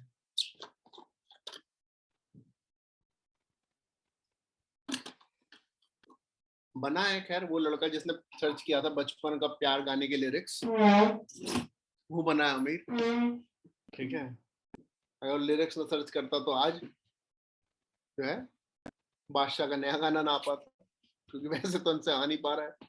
लिरिक्स पहले तो मिलने बंद हो गए थे, पानी पानी हो गई, ये लिरिक्स है। तो पसीने पसीने आ गए, है ना। तो ये बेचारे अगर नई फैक्ट्री खोलने की जगह इन सब चीजों में फंस जाएंगे तो दिक्कत हो जाएगी ना। इसीलिए गवर्नमेंट, स्टेट गवर्नमेंट के पास पावर है कि they can exempt new companies or new employers from such restrictions। ठीक है, इन्होंने डेफिनेशन प्रोवाइड कर दी है इंटरस्टेट माइग्रेंट वर्कर की। इंटरस्टेट माइग्रेंट वर्कर कौन है? एनी पर्सन, देख लो अब सुन लो, डेफिनेशन पहली है, any person or who moves from his or her own state and obtains employment there is earning maximum 18,000 per month or such higher amount which central government may notify। मतलब अभी 18,000 की limit है, उससे ज्यादा central government में notify. तो ये सारे जो रूल्स है 18,000 की अपर लिमिट से नीचे नीचे वालों के लिए, है ना। तो आप मत सोचना अपनी कंपनी में चले जाओ, आपने हमें 8 घंटे 5 मिनट काम कैसे करा लिया। ठीक है, ये सब नहीं करना है। समझ में आया? Very good. बेनिफिट क्या मिलेंगे इंटरस्टेट वर्क माइग्रेंट वर्कर को? राशन अवेल कर सकते हैं, बेनिफिट जो स्टेट गवर्नमेंट देती है वो ले सकते हैं, इंश्योरेंस और पीएफ बेनिफिट ले सकते हैं। जो कोड है उन्होंने लिमिट हटा दिया ऑफ द डिस्प्लेसमेंट अलाउंस। ठीक है, पहले डिस्प्लेसमेंट अलाउंस मिलता था टू इंटरस्टेट माइग्रेंट वर्कर्स को, वो हटा दिया। ठीक है, डिस्प्लेसमेंट अलाउंस हटा दिया क्योंकि बाकी सब प्रोविजंस में ऐड कर दिया है, इसलिए डिस्प्लेसमेंट अमाउंट हटा दिया। ठीक है, एक डेटाबेस बनाया जाएगा for interstate migrant workers and social security fund for the welfare of और अनऑर्गेनाइज्ड वर्कर, ये सब बनाया जाएगा। ओके, कोई दिक्कत, कोई टेंशन? प्लस मेंशन प्लस बुढ़ापा पेंशन, बताओ। Very good. फार्म लॉज, हाँ जी, सर ये तीनों पार्ट कंकरेंट लिस्ट के पार्ट हैं या स्टेट लिस्ट में आते हैं? कंकरेंट बेटा, लेबर सब कंकरेंट, लेबर सब कंकरेंट। देखो हिंट कहाँ मिला, पार्लियामेंट ने पास करे, स्टेट गवर्नमेंट को एम्पावर किया। ठीक है, हाँ जी, 3 फार्म लॉज सुना है ना? स्टेटस भी लगाए होंगे, आई सपोर्ट फार्मर्स या फिर आई सपोर्ट गवर्नमेंट, है ना? Very good. तो इस बारे में बताने, ये सब पढ़ाने की जरूरत है, सब पता है हमको सारे फार्म लॉज, तीनों फार्म लॉज के बारे में सब पता है? बता दीजिए। बता दें, ऐसे मत करो, ये तो इतना तो न्यूज में था, है ना? चलो तीनों फार्म लॉज है, कंट्रोवर्सी कौन से लॉज के ऊपर है, बाकी सब छोड़ दो। कंट्रोवर्सी हो रही है, फार्मर्स बैठे हुए हैं, वेरी गुड। तथा कथित आंदोलन जीवी, है ना, जो हमारी गवर्नमेंट के सपोर्टर्स नाम देते हैं, इनको आंदोलन जीवी टर्म दिया है ना? किस लिए बैठे हैं? तो क्वेश्चन आने के चांसेस है बहुत ज्यादा। Very good. तो बेटा पार्लियामेंट ने 3 लॉज पास करे। पहला, the farmer produce trade and commerce promotion and facilitation act 2020। दूसरा, the farmer empowerment protection agreement on price assurance and farm services act 2020 and the essential commodities act 2020। तीनों act में क्या क्या है ये समझते हैं। कंट्रोवर्सी आप सबको पता है क्यों हो रही है, नहीं पता होगा तो और अच्छी बात कि बिना पता हुए हमने सपोर्ट कर दिया या अगेंस्ट हो गए, तो और भी अच्छी बात है। ठीक है, किसी ने स्टेटस तो लगाया और मैं किसानों के साथ हूँ या मैं सरकार के साथ हूँ। ठीक है, नहीं वो सरकार के साथ मतलब मैं भी चौकीदार हूँ। ठीक है, बाकी सेल तो लगी हुई है, सेल में कुछ खरीदने का सोच रहे हो? सेल लग रही है, आपको पता है, बिग ट्रिलियन सेल,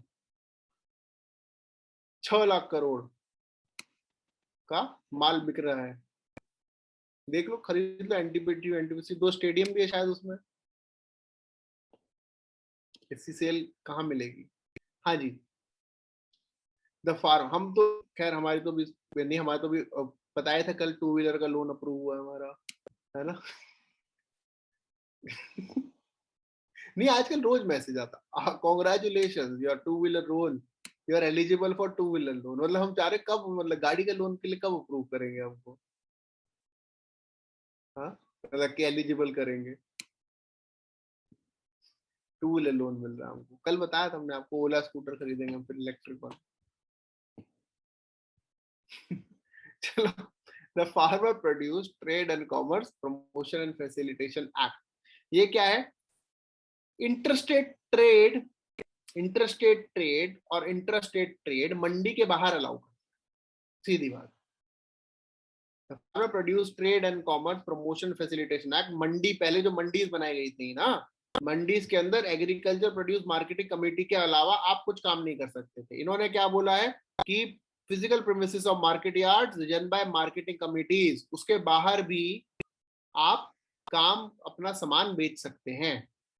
दूसरा, ऐसी कोई एरिया जो स्टेट एपीएमसी के मार्केट के अंदर है, मतलब मंडी के बाहर बेच सकते हैं, किसी और मंडी में भी बेच सकते हैं, कोई लिमिट नहीं है। ये क्या परमिट करता है? Electronic trading of scheduled farmers produced. ठीक है, इलेक्ट्रॉनिक ट्रेडिंग अलाउ करते हैं। ठीक है, इलेक्ट्रॉनिक ट्रांजैक्शन, इलेक्ट्रॉनिक बाइंग, यानी कि आपने घर बैठे, हाँ जी 1 क्विंटल अनियन चाहिए, मैंने कहा हाँ चाहिए, आप पेटीएम कर दीजिए हम भिजवा देंगे। आपने पेटीएम करे, उन्होंने आपके घर भिजवा दी, ये भी अलग अलग करते इलेक्ट्रॉनिक ट्रेडिंग एंड ट्रांजैक्शन। ठीक है, आपने अपनी वेबसाइट बना दी, आपने अपनी वेबसाइट बना दी, ठीक है, जैसे for XYZ farmers and sons and daughters private limited, ठीक है, बना दी। उन्होंने बताया आज हमारे यहाँ देखिए कितना बढ़िया आलू उगा है, उसकी फोटो डाल दी और ये इतने रेट में अलाउड है, कोई आपको वहां परचेस करेगा, आप उसको बेच देंगे, दिस इज अलाउड। ठीक है, पहले नहीं होता था, पहले मंडी के थ्रू ही आप बेच सकते थे। ठीक है, अब द फॉलोइंग एंटिटी में establish and operate such platform, ये प्लेटफॉर्म ना कुछ ही कंपनीज बना सकती है। कौन? जो इलेक्ट्रॉनिक प्लेटफॉर्म है, companies, partnership form, registered society which are having their PAN number under Income Tax Act or any other document notified by the central government। यानी कि आइडेंटिटी जरूरी है प्लेटफॉर्म बनाने के लिए। और कोई फार्मर प्रोड्यूसर ऑर्गेनाइजेशन और कोऑपरेटिव सोसाइटी बना सकती है प्लेटफॉर्म, यहाँ पे इलेक्ट्रॉनिक ट्रेडिंग हो सकती है फार्मर्स प्रोड्यूस की। ठीक है, ये एक्ट क्या करता है? It prohibits state government for levying any market fees और सेस जो इलेक्ट्रॉनिक ट्रेडिंग कर रहे हैं, ठीक है, जो मंडी एरिया के बाहर है। आप मार्केट फीस क्यों देंगे अगर आप मार्केट से बेच ही नहीं रहे अपना सामान? ठीक है, तो स्टेट गवर्नमेंट को इस चीज के लिए प्रोहिबिट करते हैं। सही चीज है, बढ़िया चीज है, कोई दिक्कत नहीं है ना। तो ये वाला एक्ट है। तो प्रोटेस्ट क्यों कर रहे हैं? तो इस एक्ट में कोई दिक्कत नहीं है, प्रोटेस्ट लायक तो कोई काम नहीं है। हाँ, सर मंडी की फीस तो कम हो जाएंगे ना, तो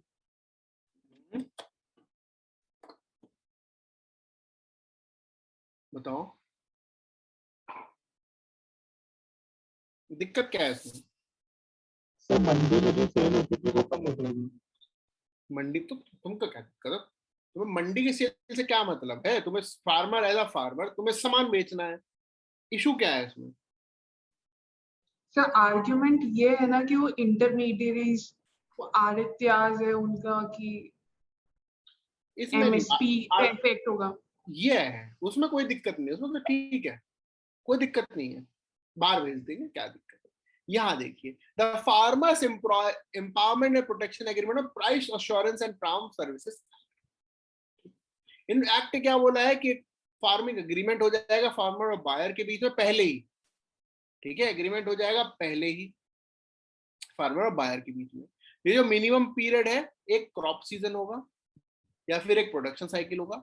मैक्सिमम कॉन्ट्रैक्ट पीरियड होगा 5 years unless the production cycle is more than 5 years। ठीक है, जैसे मान लीजिए यूकेलिप्टस के पेड़ है, उसको लगाने में तो टाइम लगता है, उसको कैसे बेच दोगे पहले? ठीक है, otherwise the maximum time is 5 years, कोई दिक्कत नहीं है। The price of farming produce should be mentioned in the agreement, price mention होना चाहिए, बिल्कुल अच्छी बात है। प्राइसेस सब्जेक्टेड टू वेरिएशन और guaranteed price should be provided. ठीक है, ठीक है, and a clear reference for any additional amount above the guaranteed price, ये भी बता, मतलब सब प्राइसिंग अकाउंट में लिखने चाहिए। Further process of price determination must also be mention, किस बेसिस पे आपने डिटरमाइन किया ये भी मेंशन होना चाहिए। The farming agreement must provide a conciliation board, कि अगर कोई दिक्कत हो गई तो कहाँ पे डिस्प्यूट रिजॉल्व होगा। First all dispute must be refer to the board for resolution, जो बोर्ड आपने एग्रीमेंट पे लिखा है। After that, after 30 days SDM भी डिस्प्यूट रिजॉल्व कर सकते हैं, और अगर वो भी नहीं है तो एक अपीलेट अथॉरिटी पे यू कैन अप्रोच। ठीक है, कोई दिक्कत नहीं है। ये जो केस है उसको 30 दिन के अंदर आपको रिजॉल्व करना होगा, और कोई भी डिस्प्यूट है। ठीक है, अदरवाइज पेनल्टीज लगेंगी। ठीक है, पेनल्टीज लगेंगी उस पार्टी पे जो कॉन्ट्रैक्ट को कॉन्ट्रवीन कर रहा है। ठीक है, no action can be taken against the agriculture land of farmer for recovery of due, किसी की जमीन नहीं जब्त करेंगे, कुछ भी हो जाए। ठीक है, कुछ भी हो जाए जमीन नहीं जब्त करेंगे। ठीक है, इसमें भी कोई दिक्कत नहीं है ना। तीसरा, essential commodities act, that provides that the central government may regulate the supply of certain food items. ये पता ही आपको, इसमें क्या किया है, ऐड कर दिया है। क्या ऐड किए हैं? Cereals, potato, onion, edible oil seeds and oils, इन सबको एसेंशियल कमोडिटीज में ऐड कर रखा था। अब इन्होंने क्या किया है, इनको हटा दिया है। यानी कि ये जो एसेंशियल कमोडिटीज थी अब नहीं रही है एसेंशियल कमोडिटीज। ठीक है, जो एसेंशियल कमोडिटीज अभी एसेंशियल कमोडिटीज नहीं रही है। ठीक है, The act provides the central government regulated the supply of cereal, pulses, potatoes, onions, oil, edible seeds and oil under extraordinary circumstances only. The extraordinary circumstances कौन से हैं? War, famine, extraordinary price rise and natural calamity. अब ये act क्या करता है? Central government को power देता है कुछ कमोडिटीज को एसेंशियल कमोडिटी बनाने की. ठीक है, कितनी लिमिट है? इसकी स्टॉकिंग की लिमिट होती है. That means the act requires imposition of any stock limit on agriculture produce must be based upon the price rise. Stock may be the stock limit may be imposed if there is a 100% increase in retail price of horticultural produce and 50% increase in the retail price of non-perishable food items. The increase will be calculated over the 12 months. सब ऊपर से गया. ये बताओ दिक्कत क्या है? लड़ाई झगड़ा किस बात का हो रहा है? एक्ट पढ़ लिए हमने सारे. हाँ, थर्ड वाला एक बार रिपीट करेंगे क्या? दो तो थर्ड वाला समझ में ये आया है. चलो, थर्ड वाला सिंपल वाला बात है. पहले आप जितना मन करे पटेटो बनाओ बेचो, कोई लिमिट नहीं है. आपका नहीं मन है पटेटो नहीं बेचेंगे. पटेटो के प्राइस बढ़ रहे हैं तो भी हम कोई दिक्कत नहीं है. ठीक है, हमें नहीं बेचना है. अब क्या हो गया है? Potato, onion, pulses, edible oil seeds and oils, अगर जो पेरिशेबल आइटम्स हैं, ठीक है, पेरिशेबल आइटम्स है, अगर उनका प्राइस 100% से ज्यादा बढ़ गया, मतलब डबल हो गया, ठीक है, तो इससे ज्यादा आप स्टॉक नहीं कर सकते. कोई लिमिट डिसाइड होगी. ठीक है, लिमिटेशन लगा दी आपके ऊपर. दूसरा, अगर इसके प्राइस कोई नॉन पेरिशेबल, मान लीजिए नॉन पेरिशेबल क्या है? पल्सेस मान लीजिए. ठीक है, पल्सेस नॉन पेरिशेबल में आ गई, उसका प्राइस 50% ज्यादा बढ़ गया, तो आप इससे ज्यादा स्टोर नहीं कर सकते. लिमिट नहीं है. ठीक है, आपको बेचना ही पड़ेगा. ये एसेंशियल कमोडिटीज एक्ट के अंदर इंक्लूड हो गई है नई चीजें. ये कौन पावर ऐड करने की किसके पास होती है? सेंट्रल गवर्नमेंट के पास. ये पावर अप्लाई करने की पावर किसके पास होती है? सेंट्रल गवर्नमेंट के पास. ठीक है, समझ गए एसेंशियल कमोडिटीज भी? ये भी समझ गए? दिक्कत कहाँ है?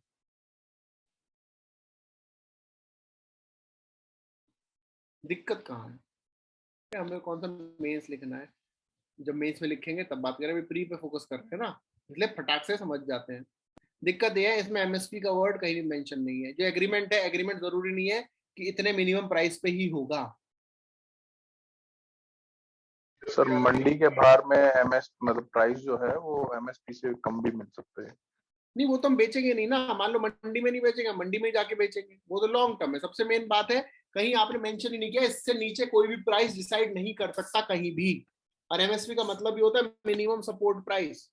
इसके नीचे प्राइस नहीं जा सकता. आपने कहीं भी मेंशन नहीं किया है. बस फार्मर से बोल रहे लिख दो, the minimum price anywhere can not be less than MSP.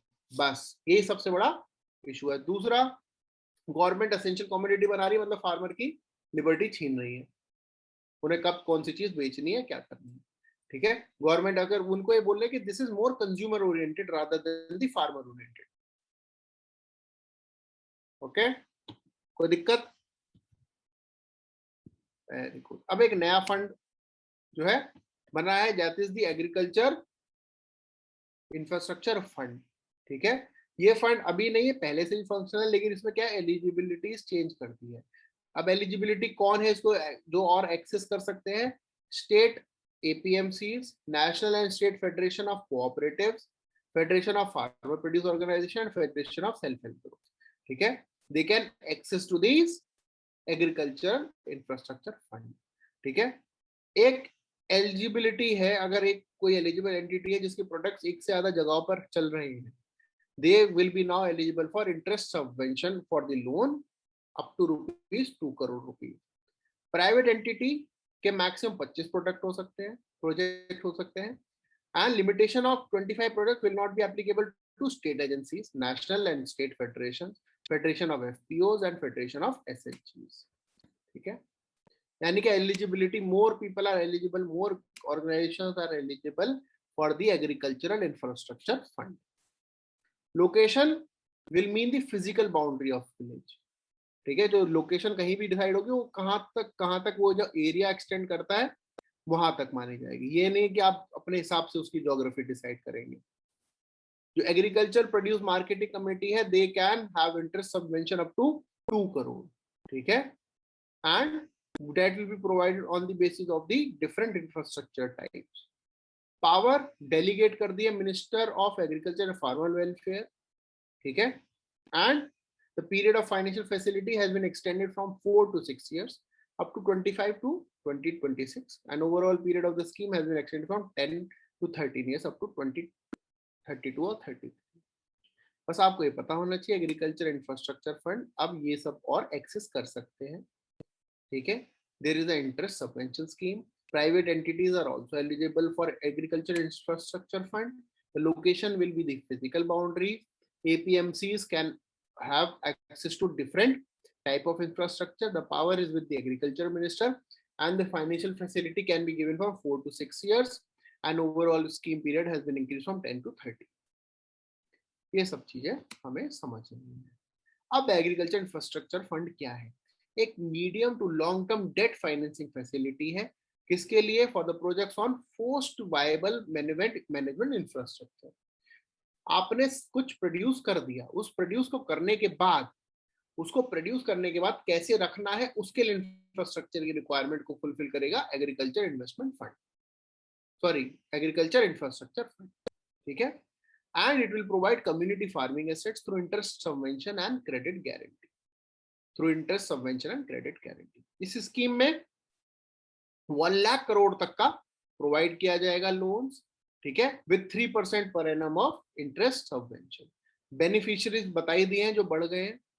Credit guarantee coverage will be available for eligible borrowers under the credit guarantee trust for micro and small medium enterprises. ये 2 करोड़ तक के loan के लिए credit guarantee provide होगी, ठीक है.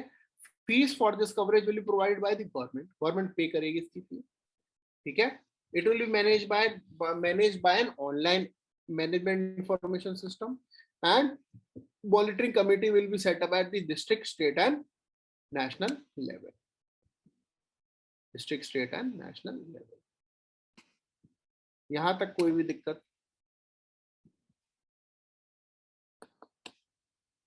हाँ, very good.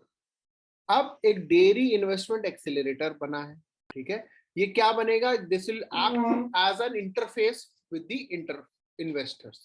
आपको डेयरी में इन्वेस्ट करना है तो उसके लिए it will be acting as an interface. It will be providing an investment facilitation cell, ठीक है, within the ministry. It will work with the department of animal husbandry to organise global and local industry participants and 1-to-1 discussions with the investors, जिससे वो इस sector में invest कर सके.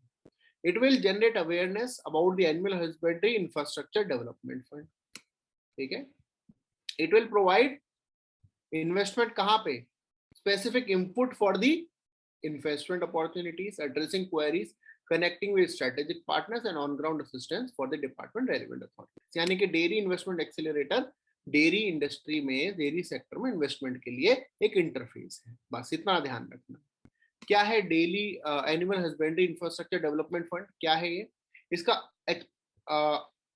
Objective है is to increase milk and meat processing capacity, product diversification, providing greater access to market, promote export and entrepreneurship, ठीक है, promote export and entrepreneurship.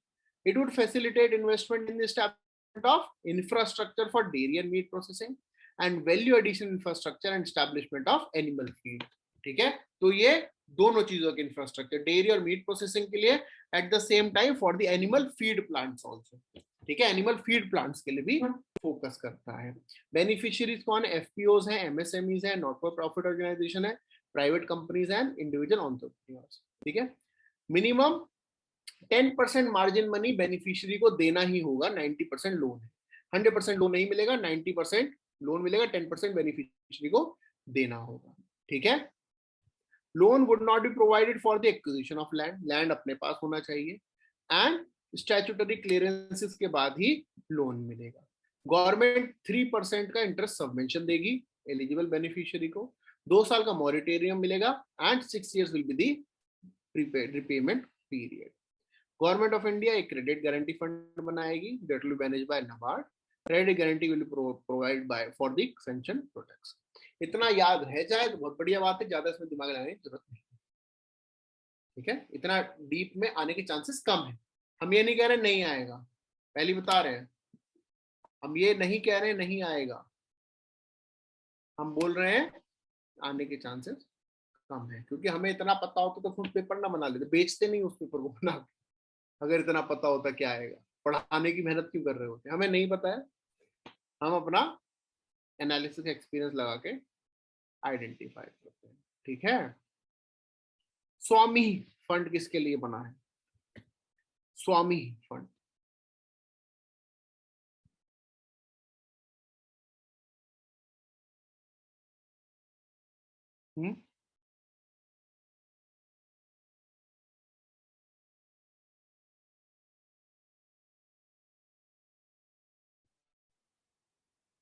नहीं पता? अरे घर खरीदना है, घर खरीदे लास्ट मोमेंट पर अटक गया, अब क्या करें, पैसा कहाँ से लाएं? उसके लिए जो है स्पेशल विंडो बनाई थी, दैट वाज कॉल्ड एज स्वामी, special window for affordable and mid income housing. ठीक है, उसके लिए एक विंडो बनाई थी। अब उसको लास्ट मोमेंट पर अगर कोई प्रोजेक्ट अटक जाता है तो उसको पैसा भी तो चाहिएगा, उसके लिए फंड बनाया। तो स्वामी फंड, स्वामी वन घर के लिए, याद रखिएगा, घर के रिलेटेड। अब ये क्या है, लॉन्च हुआ था 2019 में to extend last mile funding to the stuck reality project, stuck reality project. पहले वो 25,000 थी, लेकिन 25,000 वाज नॉट दी कैप, इससे ज्यादा कभी 25,000 crore 25,000 crore was the upper limit, लेकिन वो अपर लिमिट आगे बढ़ सकती है। ठीक है, फंड सेटअप कैसे हुआ? It is set up as a category 2 alternate investment fund and it is registered with SEBI।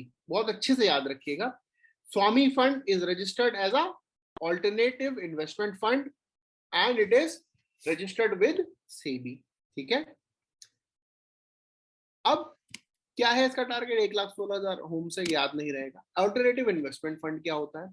It is any fund that is privately pooled investment vehicle that collect fund from sophisticated investors and it is investing as per the defined investment policy for the benefit of investor। कहीं privately sophisticated investor से पैसा लेना और जो उन्हें बताया वहां पर लगाना, that is an alternative investment fund. ठीक है, एंजल इन्वेस्टर्स जो होते हैं वो भी AIF कंसिडर होते हैं। ठीक है, angel investors are consider AIF, से भी रेगुलेट करता है। ठीक है, it will not be utilise for giving loans, ये जिस काम के लिए उसी काम के लिए होगा, लोन के लिए नहीं यूटिलाइज होगा। ठीक है, it excludes mutual funds, collective investment scheme, family trust and employ stock exchange, ये सब एक्सक्लूड करता है। ठीक है, अब AIF स्वामी फंड में AIF 1, AIF 2, AIF 3 के लिए है, ये देख लीजिएगा, याद रह जाए तो अच्छी बात है, नहीं याद रहे तो कोई बात नहीं। AIF 1 में क्या है? AIF मतलब alternative investment fund. These funds are generally instituted to initiate predefined projects or that are in the early stages of the project। यानी कि पता है कहां जाने वाले हैं, किस डायरेक्शन में, वो होते हैं alternative investment fund first category. जैसे कि स्टार्टअप है, सोशल वेंचर है, इंफ्रास्ट्रक्चर है। ठीक है, इसमें एंजल फंड, SME फंड, ये सब इंक्लूड होते हैं। AIF क्या है? The funds that are instituted for the purpose of meeting operational requirements of already running project। मतलब कोई जो रास्ते में रुक गया है उसके लिए। ठीक है, इसका एग्जांपल क्या है? स्वामी फंड। स्वामी फंड इज AIF 2। AIF 3 क्या है? It is for complex trading strategies for making short term gains and thus carry high risk. ये क्या होते हैं? हेज फंड्स, ये शॉर्ट टर्म गेन्स के लिए। ठीक है, these are the 3 types of fund. हमारा जो स्वामी फंड है, it is the second type, AIF 2। Okay, बताइए कोई दिक्कत, कोई टेंशन? टेंशन तो है, बहुत हैवी हो गया। ठीक है, आज के लिए इतना काफी है, बताओ। हाँ, आज के लिए इतना काफी, कोई दिक्कत नहीं? सर घर के लिए आपने बताया स्वामी फंड जो है, बट इसमें तो सारा प्रोजेक्ट वाला ही है सब चीजें। बेटा घर के लिए, अपने घर के लिए नहीं, रियल्टी प्रोजेक्ट जो होते हैं उनके लिए। अपना घर इंडिविजुअल के लिए नहीं है, बड़े जो हाउसिंग प्रोजेक्ट्स होते हैं ना उनके लिए। ठीक है, कोई दिक्कत तो नहीं? Will continue tomorrow. टुमारो करना है, मंडे करना है? रिवीजन के लिए टाइम चाहिए, क्या चाहिए बताइए? 2 दिन में इकोनॉमिक्स सारी रिवाइज कर सकते हो अपने बेसिक्स। तो सैटरडे संडे अपनी सारी इकोनॉमिक्स रिवाइज करेंगे, जितने इकोनॉमिक्स लगा सकते हैं, तो हमारा थोड़ा सा फास्ट हो जाएगा। हमारे पास टाइम की कोई कमी नहीं है। अगर हम 1 सितंबर तक भी खत्म कर दें तो भी हमारे पास 15 डेज रहेंगे बाकी टॉपिक खत्म करने के लिए, है ना। तो कोई दिक्कत वाली बात नहीं, करेंगे हम आराम आराम से। हाँ बेटा बताइए। सर कल एक यानी टॉपिक पे वो था कि corporate bond interest rate government security के यील्ड पे डिपेंड करता है, तो आप वो एक बार रिलेशन बता सकते हैं क्या? कॉर्पोरेट बॉन्ड का जो इंटरेस्ट होता है तो वो गवर्नमेंट सिक्योरिटी के यील्ड पे डिपेंड करता है, मतलब किस किस देखो, फैक्टर्स पे डिपेंड करता है, तो उसमें से एक ये था। देखो अगर बॉन्ड की यील्ड ज्यादा होती है, अगर बॉन्ड की यील्ड ज्यादा होती है तो उस बॉन्ड की कॉस्ट कम हो जाती है, ठीक है, तो इंटरेस्ट रेट उस पर कम मिलेगा। अगर बॉन्ड की यील्ड कम होती है तो उस पे इंटरेस्ट रेट ज्यादा मिलता है, वो इन्वेस्टर को फायदा होता है। कॉर्पोरेट बॉन्ड में यील्ड पे डिपेंड करता है कि अगर यील्ड ज्यादा है तो कॉर्पोरेट का फायदा होगा, अगर यील्ड कम है तो इन्वेस्टर को फायदा होगा, ठीक है। ये स्टेटमेंट तो करेक्ट है कि यील्ड पे डिपेंड करता है। हाँ तो इसीलिए है कि अगर यील्ड कम है तो जो इन्वेस्ट कर रहा है उसको फायदा है, अगर यील्ड ज्यादा है तो जो बॉन्ड रिलीज कर रहा है उसको फायदा है। इसलिए corporate they want higher yield bonds, the investor want the lower yield bond. कल हमने पढ़ा भी था ना बॉन्ड यील्ड, ठीक है। Okay, any other doubt? No doubt. चलिए, विल कंटिन्यू ऑन मंडे, ठीक है। Thank you.